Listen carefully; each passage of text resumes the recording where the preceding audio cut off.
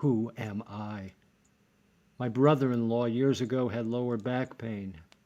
I myself, as a young man, had lower back pain. It was not an operable condition, but through developing a philosophy of life and learning to train and parent my own mind,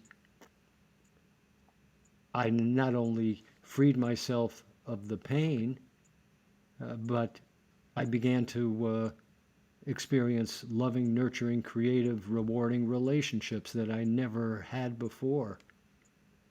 So the question is, who am I? From where have I come? Why am I here? What is to be done in this moment that is going to bring me the outcome that will be rewarding? Okay, my friend. Last time we talked so much about conscious, the conscious, not to be confused with consciousness, which I learned last time.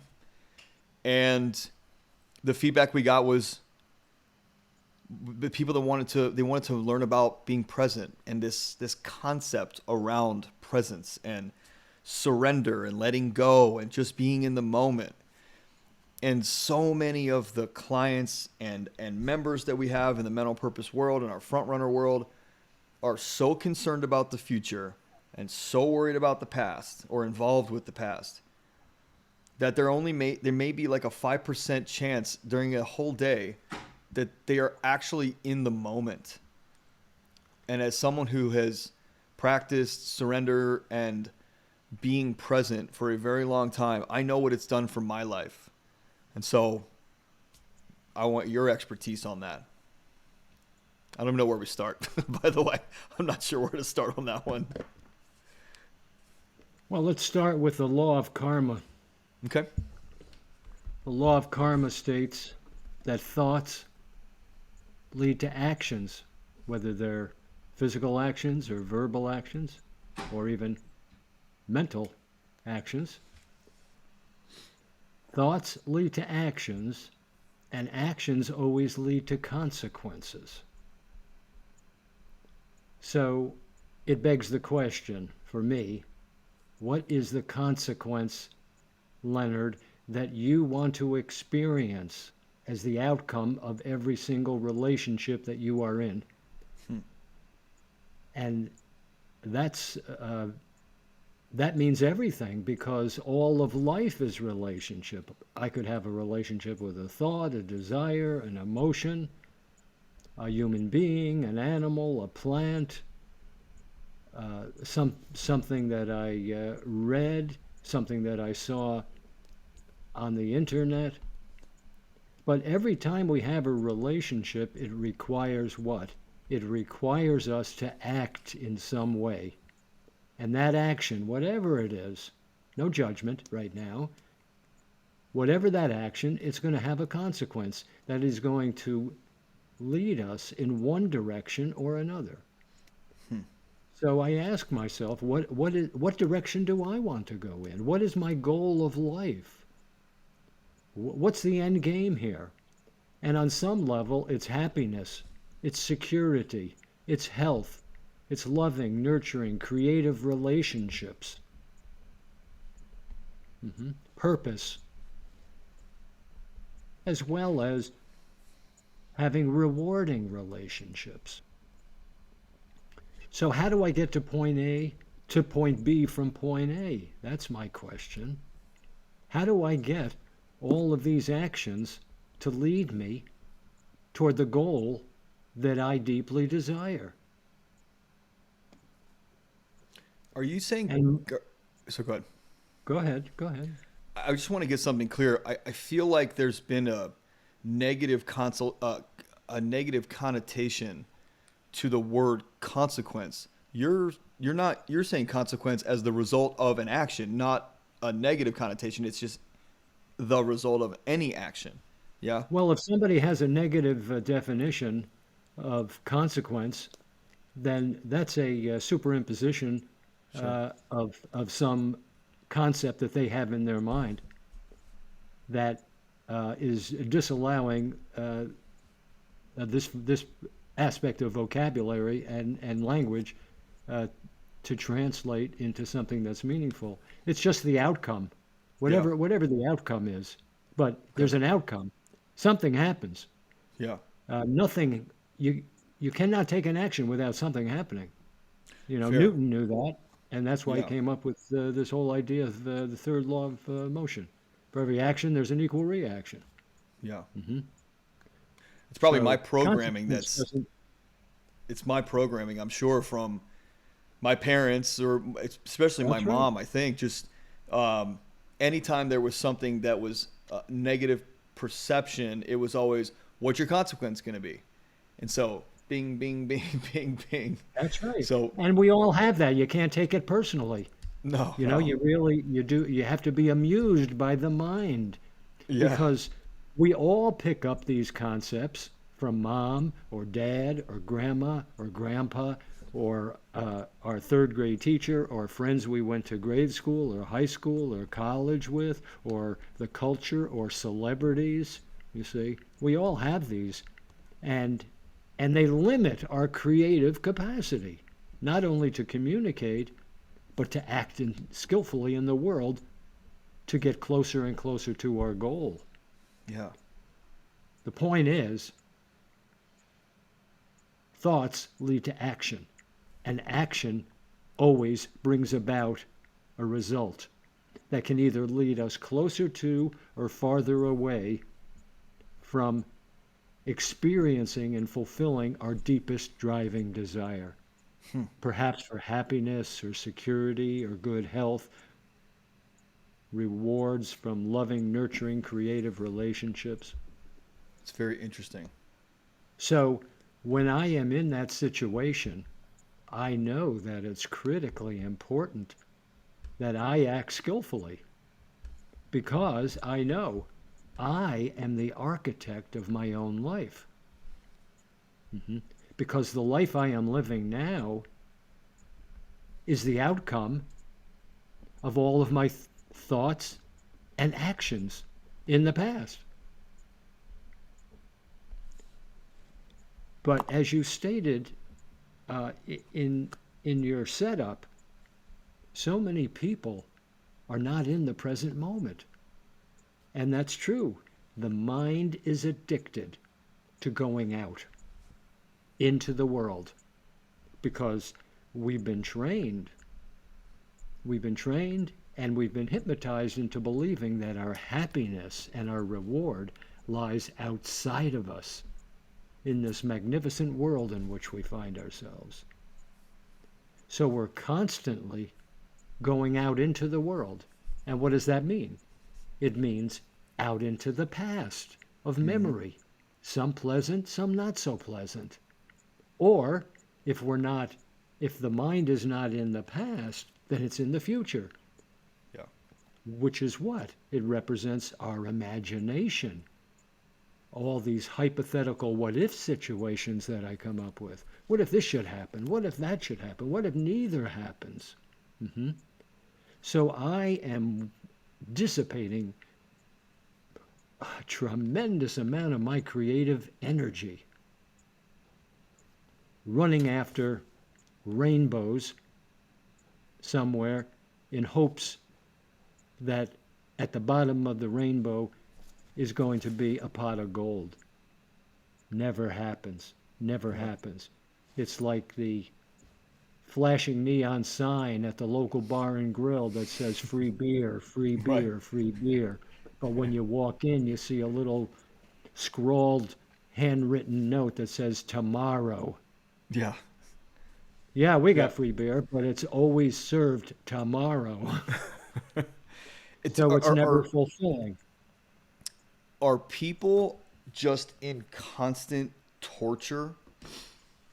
Because I mean, I talk to thousands of people a year, just like you do, and one of the biggest things that I notice or patterns that I see is that people are, it's like a pinball machine, bing bing bing, back and forth from the past to the future, and they're living in this anxiety depression cycle, and kind of like you said, going to the outside, they're going to the prescription drug or the substance world to calm those thoughts and energies inside their body and feelings and pain that's coming up.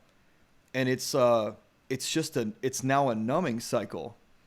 And then I think about how tortured people actually are, self-imposed. Like, we have the traumas, we have the stuff from our past.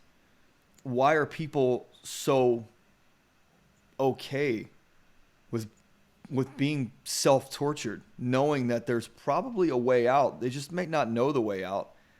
Like, why are they okay with staying in that cycle? Is it comfortable? Is it more comfortable than not being in the cycle?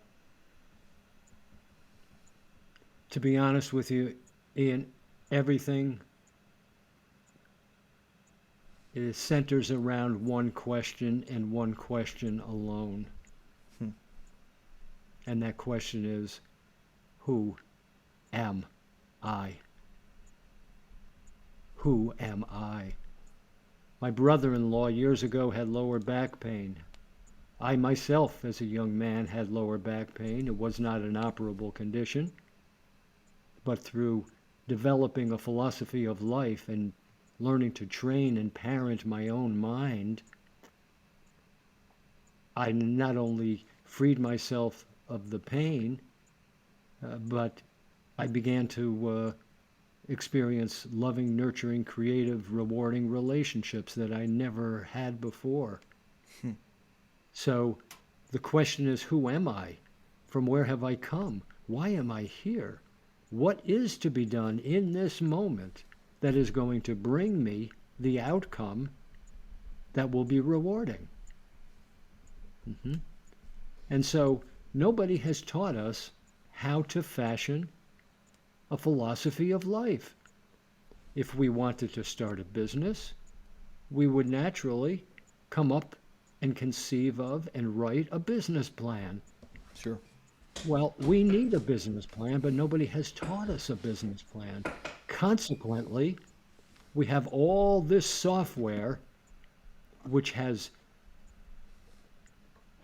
very narrow perspectives that we have, as we just talked about, that we have picked up from our relatives or relationships, and it's in my mind, and it's dictating my thoughts, my words, and my actions, and the outcomes of those. And it's leading me to pain. Well, pain's not so bad. Pain's not so bad. In fact, pain is a wonderful, wonderful teacher. It's the outstretched hand of the supreme intelligence tapping us on the shoulder and saying, Leonard, time for a mid-course correction. Too much inner conflict. There's conflict, Leonard, in your mind between the actions that you take, the words that you speak, the thoughts that you think, and your own inner wisdom. And your own inner wisdom. And so we're so reliant on what's outside that we even accept the fact, which is wrong, we've been hypnotized into believing that the answers lie outside. The experts are outside of us. No, no, no, no, no. The truth is, that which we are seeking is inside us. And so we need a philosophy of life that teaches us to go within, to seek within, to find the truth within, and then take that truth that is within and turn that into our thoughts, our words, and our deeds. And if there is no conflict between the two, between our thoughts, words, and deeds, and our own inner wisdom, it's impossible for there to be conflict outside or inside. And that's what people are looking for. What But about we're the not people? balanced. We are anything but balanced. We're Sure. addicted to finding everything outside on the chessboard. But the key to winning the game on the chessboard does not lie on the chessboard. It lies in the mind of the chess master. Hmm. So our role is to bring yesterday and tomorrow into today and bring today into now. Now, at this auspicious moment, what's to be done and what's not to be done? What's to be said and what's not to be said? What's to be thought and what's not to be thought? So that the outcome of these cumulative actions will lead me to fulfill the purpose of my life without pain, without misery, without bondage. It's interesting because there's so many people that will, when I talk about presence or talk about surrender or meditation or letting go or anything like that with people, the concept seems too easy to comprehend, almost like there has to be more pain, more suffering, more energy, more output to make it that peaceful and easy. Something has to be, the levels have to be shifted here. And Well, then that begs the question right away, Ian. Which function of my mind is generating that thought? Which function of my mind has sure, authored that conclusion? yeah, that was my next You see? question is where is that coming from? Is that the programming from the advertising world that we're constantly looking for the next thing and constantly being distracted? Or is that, I mean, No, think about, it's my ego, you see, and the senses and the unconscious mind that take that advertising and filter it through pre-existing concepts. got it. We see what we know. Our perceptions are skewed by our conceptions. We don't react to the world, we react to what we think about the world. So we're constantly projecting our mind. And so we stay, in that soup of depression. It's not necessary. Yeah. It's not necessary. So it's self-imposed torture if you think about it. That's right. That's right. It's Torture people and bondage. bondage. Yeah, yeah. Well, what about people that like? Let's go back to the. Oh, actually, you know what? I want to go way back for a second. Somebody's gonna write me and say, why didn't you ask him how he cleared his back issues? What was the genesis of that? What was the depth of that? So I want to go back. I know this audience so well, and I'm curious too. Like so many people have back issues in America. Let's just take America. We can't glaze over that. What was that process that you went through to remove that, and what did you discover that was the cause of it, the root of it? So somebody might get free today. Well, the bottom line cause of it was fear, and that's all about ego, because the ego is tethered to the reptilian brain, which is 100% invested in self-preservation and the fear of annihilation. But the truth is, even though I have a body, mind, sense complex, that was born and will die, I was never born. I will never die. So it comes down to that question, who am I? And people are taught, hypnotized into believing that they are the body and they are the mind. And that objects and relationships in the material world have some power to make them happy or eliminate their pain. None of that is true. What do you And say to yet, someone? Yeah, go ahead. Sorry. and yet it's a fabrication. It's the non-truth that people accept. And they speak it as the truth, just like we speak it in terms of the sun rising in the east and setting in the west. Sun doesn't rise in the east. Sun never sets in the west. No, we all know that, because the sun never rises and the sun never sets. It's an optical delusion.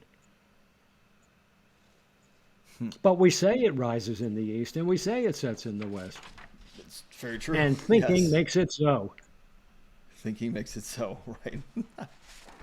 What do you? Here's the thing that I'm very curious about, and I'd like to get your take on it. I might lose some of the audience here, which I'm okay with. So the majority that we're talking about, distracted, tortured, bondage, that type of life that people choose to live. Let's be honest. It's all choice here.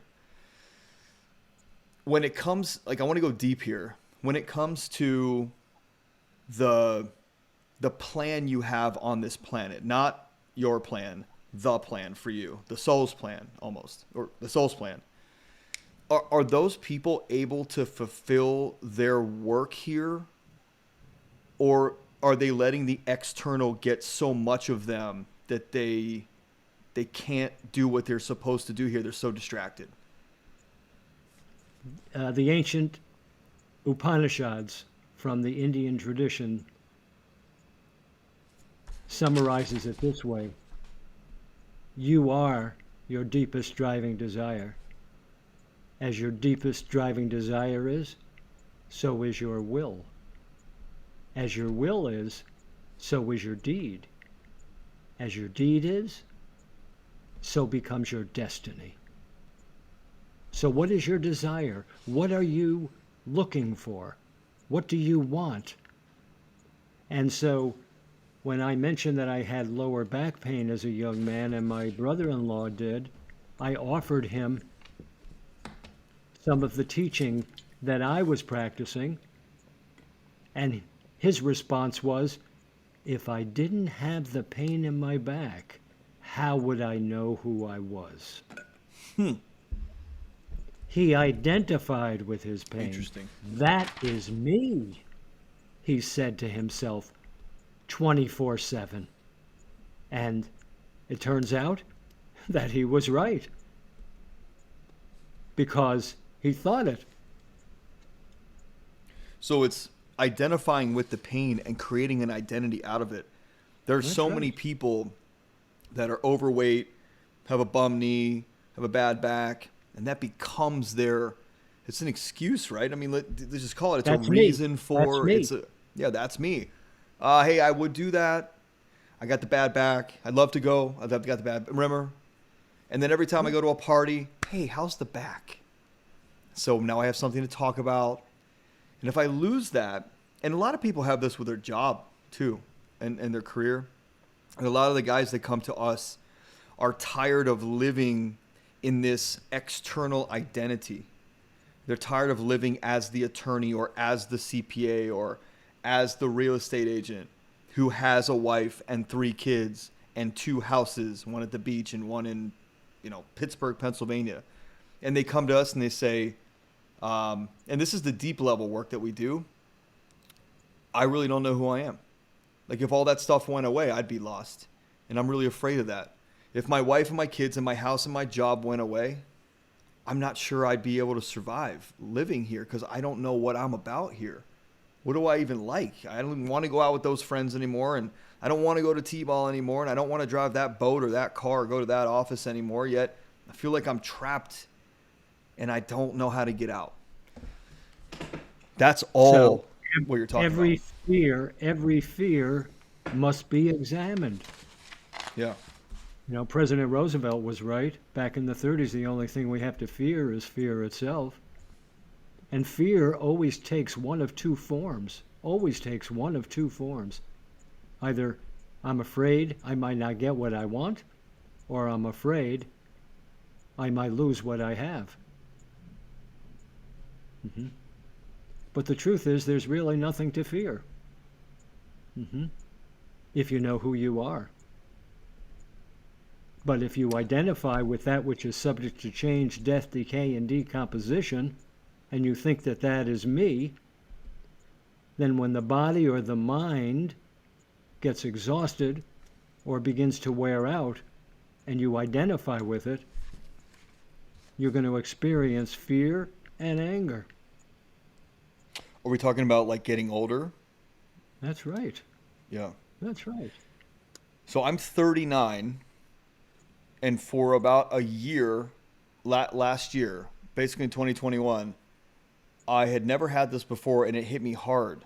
This, I'm getting old. I mean, look, I'm in great shape. I'm 30. Who cares? I'm 39. I'm a young guy. Yet my mind started saying, well, 10 years ago, you think that was a long time ago, but it went fast. And 10 And years it from now, gets you're going to be faster. 50. And then 10 years after that, 60, then 70. And I started getting scared. I started getting nervous about the time I was spending on certain things in my life. And we picked up and moved to California. Like we really wanted to make sure that we weren't wasting time, yet not focused on not wasting time, focused on being in what we wanted to do in that time. Be very conscious of that.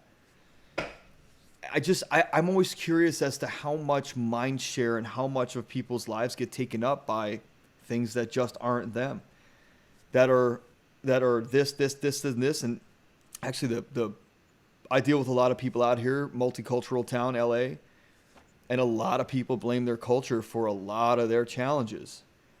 And I know what you're gonna say. If somebody offers you poison, are you obligated to accept it? There's plenty that is wonderful about the culture, Sure. and there are some things that are not so good. But if I believe that I'm the mind and I believe that I'm the body, then what am I? Then I resort back to that basic animal instinct. And what does that say? Oh, herd instinct. Tuck Yeah. yourself into the herd, right? For security and success in the world. You don't want to be on the peripheral of areas of the herd, because we've seen too many of those National Geographic movies where those young Lions. zebra colts that have a bum leg, then they're on the periphery of the herd. They're the first to get devoured. Right. Right. That's why I begin to look for some strong voice, some stallion to tell me, oh, tell me what to do, so I'll be happy. And as you say, the whole advertising industry is designed to tell us, Right. you drive this car, you get this car, and you're going to be as happy, you're going to be smiling just like this person that you see in this Right. commercial. Right. Or you'll get the girl or the guy, or you'll have the job, or or That's you'll get right. the seat at the restaurant. Yeah, the programming's deep. It's really deep. Oh, yes. Yes. That's right. But the question is not about these people that you're talking about, you see. It's all about you. Sure. You're the only one that you have control over. Right. You're the only one that can make a difference in your life. And if you don't have a philosophy of life that teaches you that you need to coordinate the four functions of the mind so that the conscience can reflect superconscious wisdom from the center of consciousness, from this intuitive library of wisdom that is at our core, then the actions that we take are going to be based exclusively on our ego's limited perspective, the senses' limited perspective, the unconscious mind's limited perspective, and we're going to be in a lot of pain. And we now are in a lot of pain. Yeah. So it's an opportunity. Everything is a stepping stone. It doesn't have to remain a stumbling block. Thomas Edison, one of my most important teachers, taught me that he never had a failure in his whole life. Really? That's right, he said. Never had a failure. Because every time it didn't work out, he learned something about what not to do, what would not work. And just like the GPS instrumentation that gets us to point B from point A, if we override those instructions and take the wrong turn, what does GPS say to us? Recalculating. Right. Right. But we don't recalculate. We just keep on doing what we've been doing, Yeah. expecting different results. Yeah. Insanity. Is that herd mentality? That's inherent, right? That's In animal all brain. That's animals, that's yeah, animal. prehistoric brain. So is it? I was talking to somebody about this the other day. We were talking about in our mastermind on Wednesday. Somebody said, "I really want to quit my job. I'm just so afraid of failing." And I said, "I don't think it's the fail that you're afraid of." And she said, "Really? Well, what do you think it is?" And I said, "Well, are you really afraid of heights, or are you really afraid of a fall, or are you afraid of hitting the ground?" And she said, "Well, I guess I'm afraid of hitting the ground." I said, "Right. So it's not failure that you're afraid of. It's what's on the other side of failure. What happens after you fail and the guillotine goes down? What gets cut off? Is a relationship lost? Do your parents hate you and never, bring you back into dinner? Does your brother who's an entrepreneur judge you? Whatever. Do your friends don't, not talk to you or call you a loser?" And so it's just interesting because in that case, what the hit was versus the fall was the same thing we're talking about. Outcast. I don't think that I'd be accepted in my circles. I think my culture would reject me because they're all entrepreneurs. I think this would happen. I think this would happen. And it all came down to the herd mentality, to where when you're running in the middle, you're okay. You're not going to die. You might not be getting any love or attention. You're not going to die.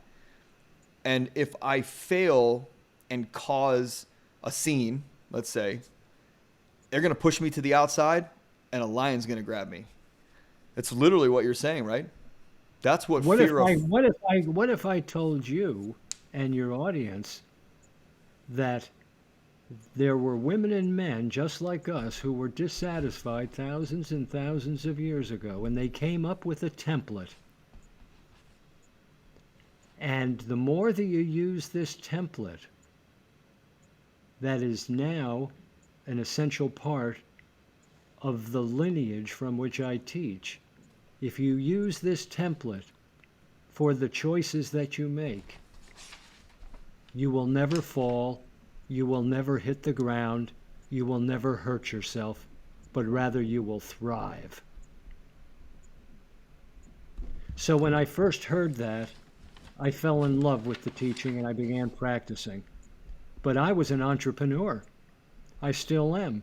Since 1977, I've been an art dealer. That's how I support myself. I support myself by selling paintings. Mm-hmm. And so I went to a teacher and I said to the teacher, I have fallen in love with this philosophy and this science of yoga, and I'm practicing. But you see, I think that this philosophy is more designed for people who are working for the government, where they have a weekly paycheck coming in, health insurance, retirement plan, all set for them. Yeah. I said to this teacher, I am self-employed. I have to deal with a tremendous amount of fear. Do you have any advice for me? And his advice was prophetic, and I knew it right away. He said, you consider yourself self-employed, but I am employed by the self.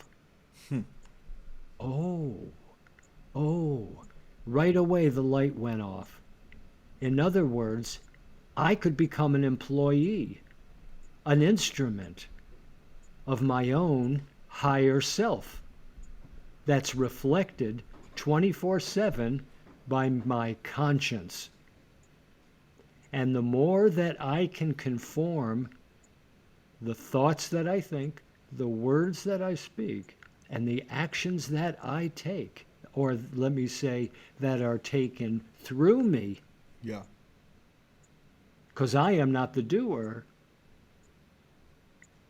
everything I need comes to me and has come to me since 1977.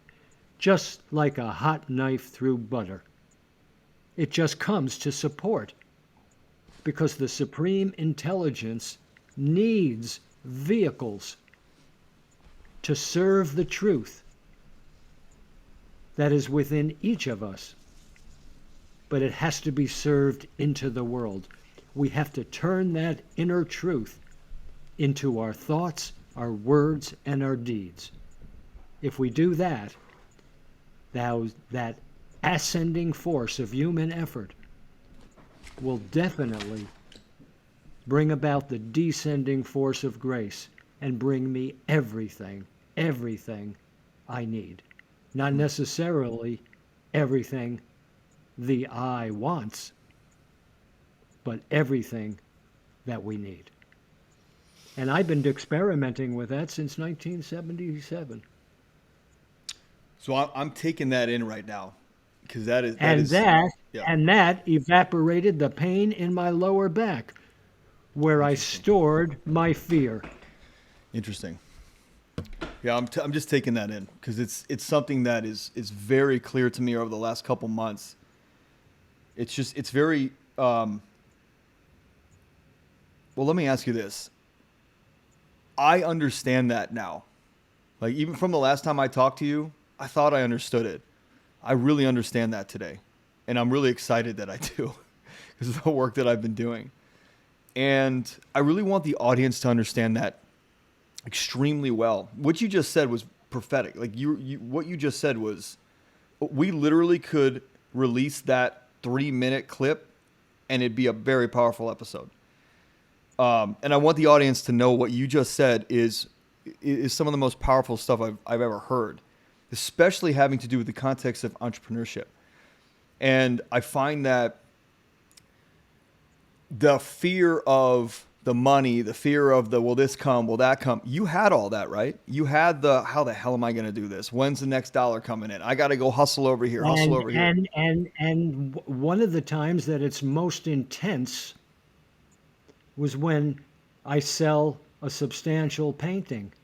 Sure. And right away, as soon as I sell it, and the pleasure and the reward of selling it and getting the money to pay the bills, as soon as that subsides, out came the fear. Yeah. How am I ever going to do that again? Fair. Right. Right. Well, does it, I have so many questions. I've got to organize these in my head. What was the catalyst? What was the help there? Obviously, we're talking about the internal piece there.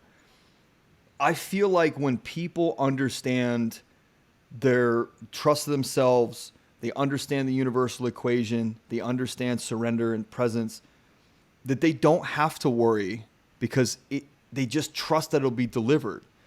I also feel like... Now let me edit that. Yeah. Because at that moment, it's not that they will live without fear. It's not that I live without fear. Sure.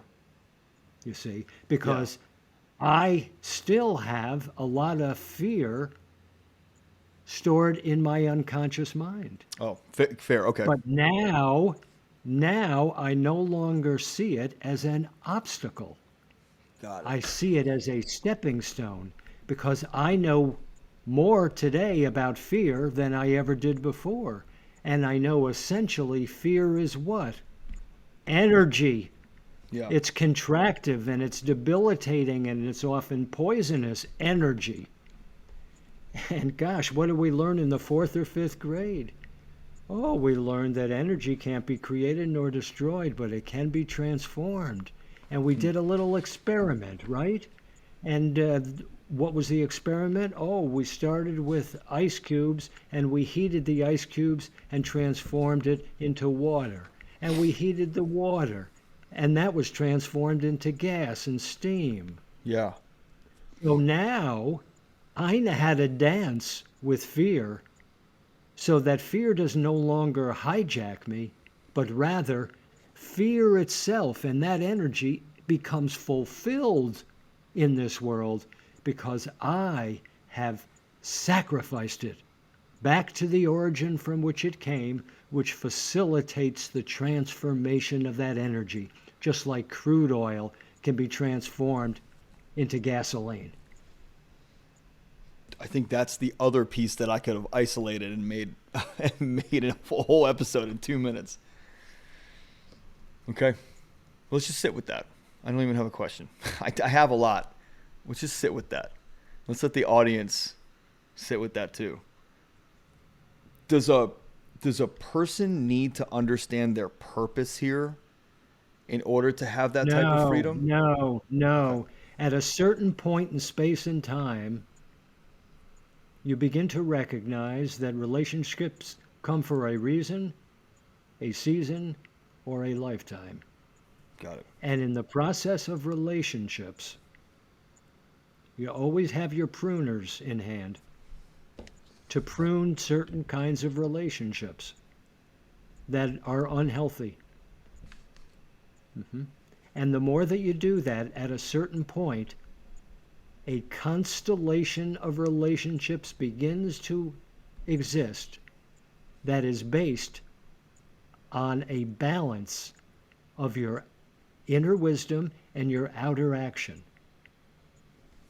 Attending to and serving those relationships, that constellation of relationships that exists at that moment, that becomes my purpose.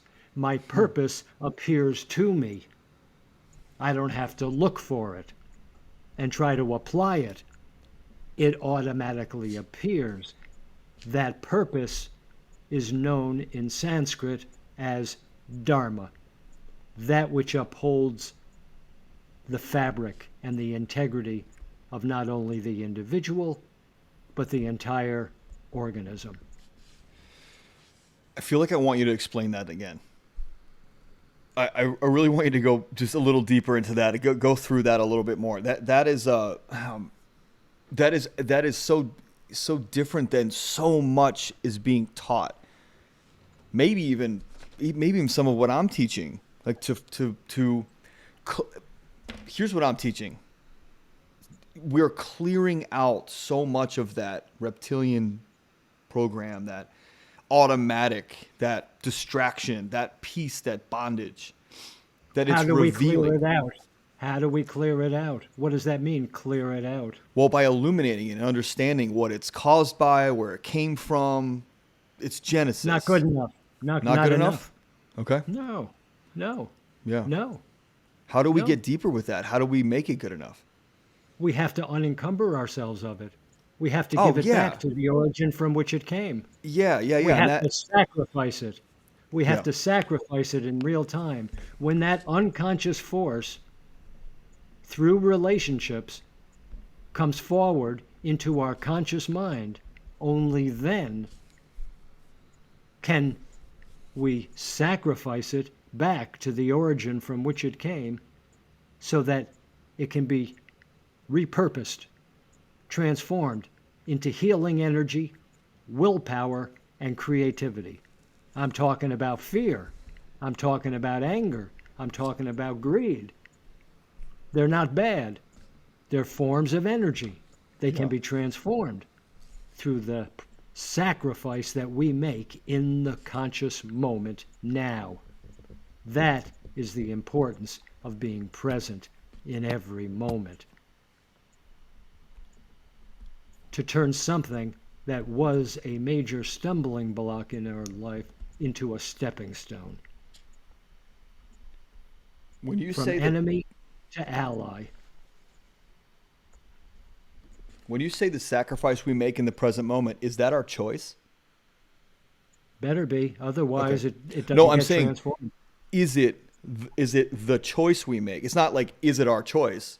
Is it the choice we make? Is that the sacrifice we make in the present moment? Yes, the choice Okay, that I okay. make to sacrifice something Got it. that is conflicting with my own inner wisdom.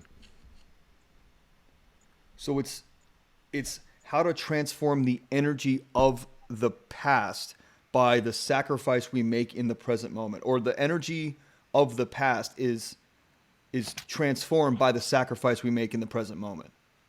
But you have to qualify that, Sure. because everything from the past doesn't need to be sacrificed. Totally. Some of it is usable right now in this moment, in this relationship, for my highest and greatest good. How do I know the difference? Only the conscience can tell us for sure 24/7 what's to be done and what's not to be done, what's to be thought, what's not to be thought, what's to be said and what's not to be said. Okay. So it's not how to find your purpose. It's how to manifest your purpose by clearing stuff out of the way. And you don't even have to manifest it. It'll just It's just happen. there. Yeah, it's just there. Right. Jeez. So it's not about attachment to an outcome. It's simply being in service. The humble act of being in service to the highest truth that is within me, that is me, having this human experience now.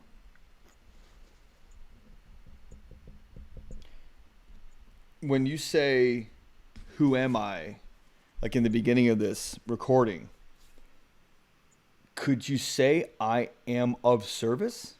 Is that that's such a big thing that people will go their entire life, generations will go without understanding who am I?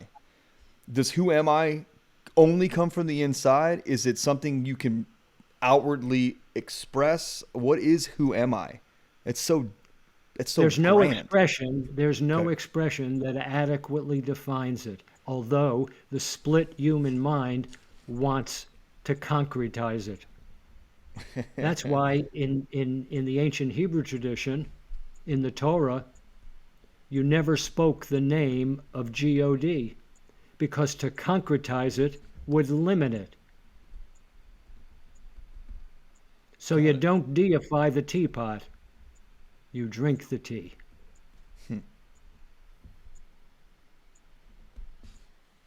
But you test it. You're a scientist. You're a doubting Thomas.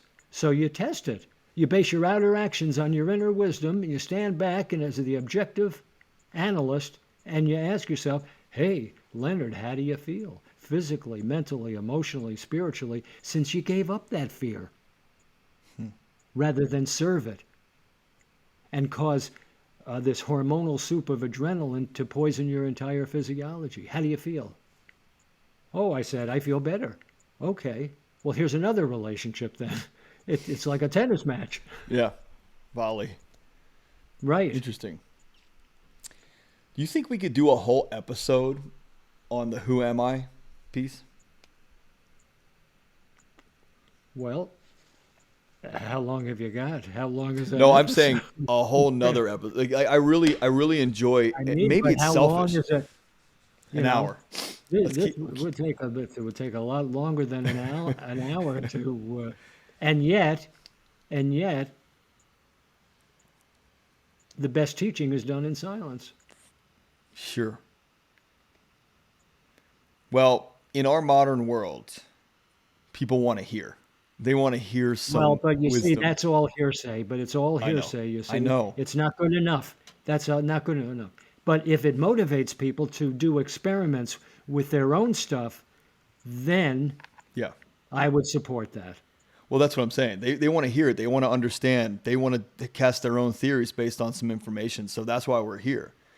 I think it'd be awesome to dig and dig and dig and just unearth these concepts that are so foreign to most people, yet the way you explain them is I have a course. It's called the Foundation Course. right. That gives people all these skills Yeah. and explains everything in deep detail.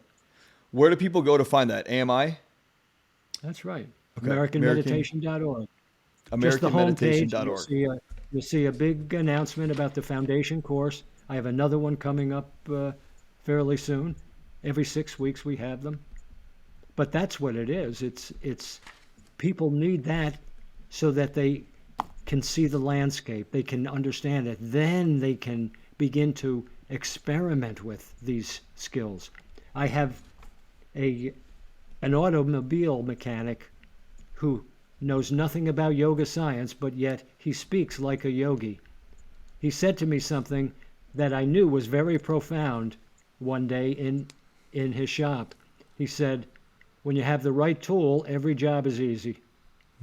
That's fair. That's fair. So we give people 36 skills, 36 tools that are applicable in every relationship, that require action, that bring about an outcome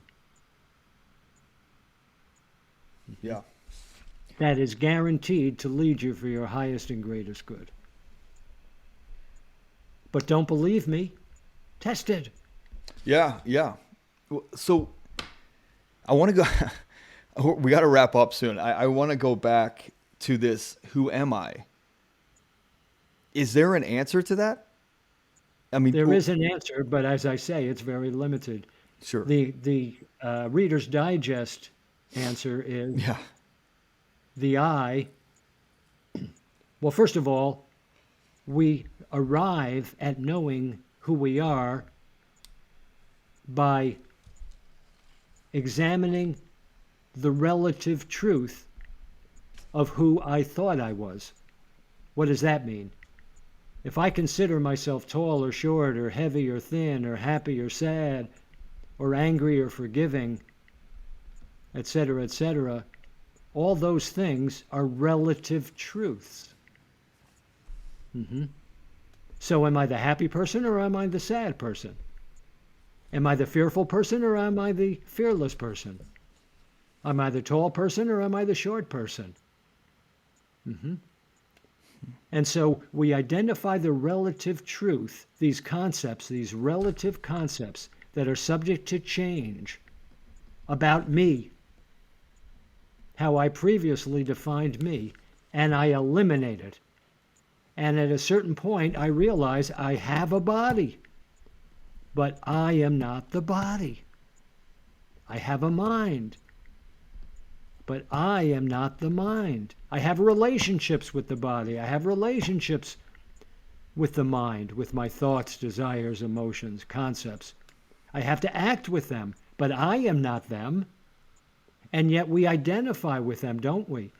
You know, if somebody cuts me off in traffic, I start screaming to the person who's seated beside me in the car, and I say, I'm angry. Well, Leonard, it's impossible for you to be an emotion. Yeah. But Leonard's mind is attached to the anger, identifying with it. Just like my brother-in-law was attached to the pain in his back. You have a relationship with anger. You have a relationship with fear. You have a relationship with greed or self-willed desire. But you are not them. So again, That it begs the is clear. question. It keeps on coming back. So then who are you? So then who are you? So then who are you? And the Reader's Digest version is 3 characteristics. In Sanskrit, the first is called Sat, S-A-T. It means you are an eternal being. You were never born. You will never die.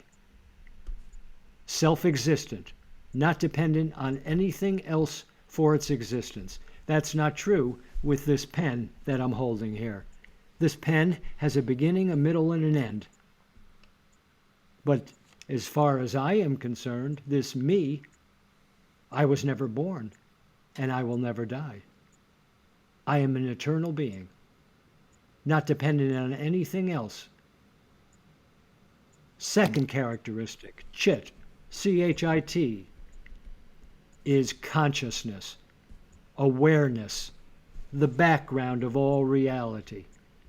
And within that consciousness resides an intuitive library of wisdom that can tell us 24/7 the thought to think, the word to speak, and the action to take if we can get into that library, Yeah. which we can through part of our hardware, part of the hardware that is subject to change, death, decay, and decomposition, has the ability to reflect that superconscious wisdom from that intuitive library of superconscious wisdom that is within us, that is part of consciousness.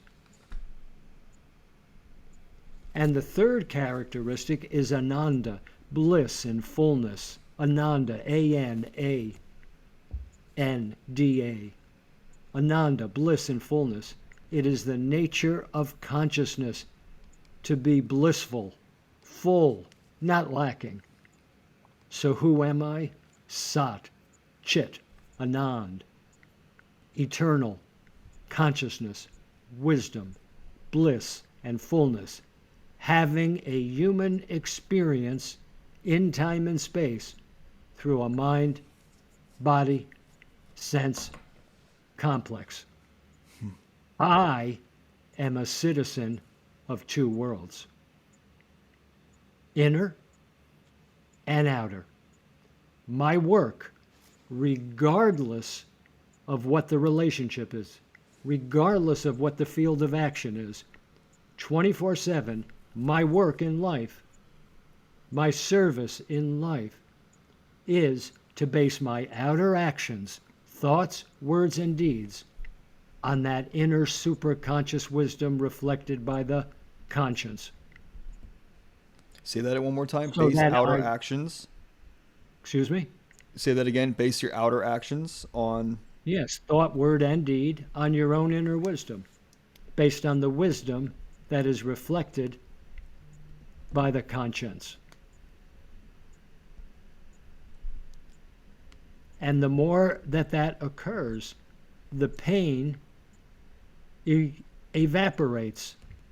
And I know more and more from where I have come, why I am here, what's to be done, and where I will go when the body is no more. I'm going to end on that.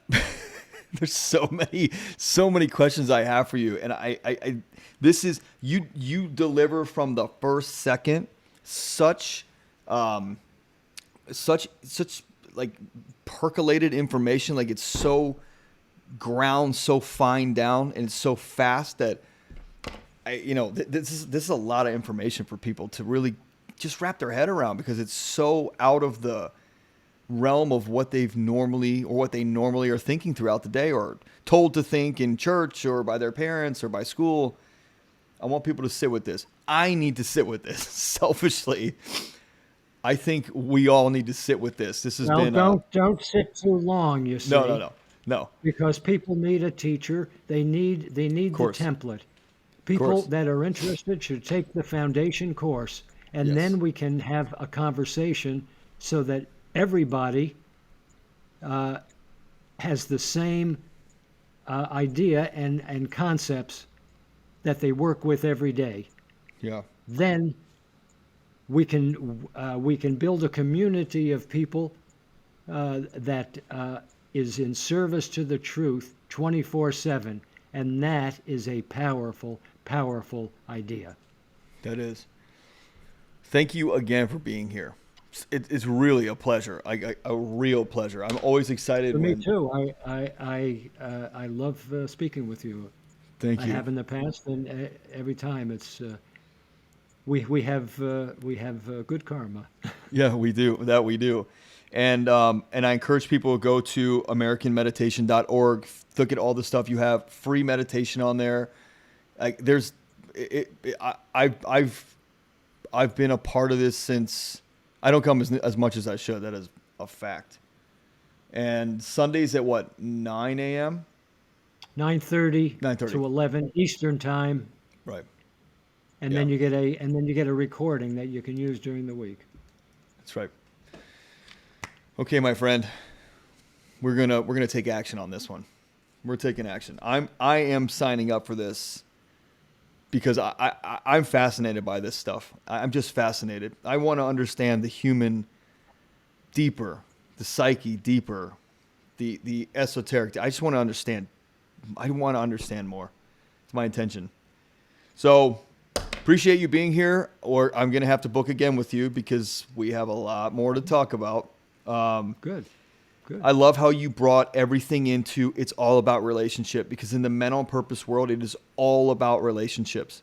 And we say self, family, business.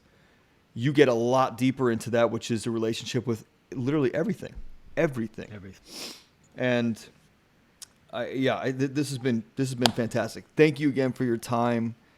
Everybody go to AmericanMeditation.org. and see all the cool stuff on there and take advantage of whatever you want. Whatever you choose is your choice. All right, Leonard. Until next time, my friend, we will Thank you. we will really we're gonna process this one. So I got a question for you. yeah. Are we still going? Is We're still the tape going. Still going? Or- Tape's still going. You want to ask me on the recording? No. Okay. All right. Then let me end this. Audience, thank you for listening. I hope you are as enlightened as I feel right now and happy about just the wisdom that was poured out in the last hour. Please go to AmericanMeditation.org. Do your thing there. Find out whatever works for you. And we'll catch you on the next one.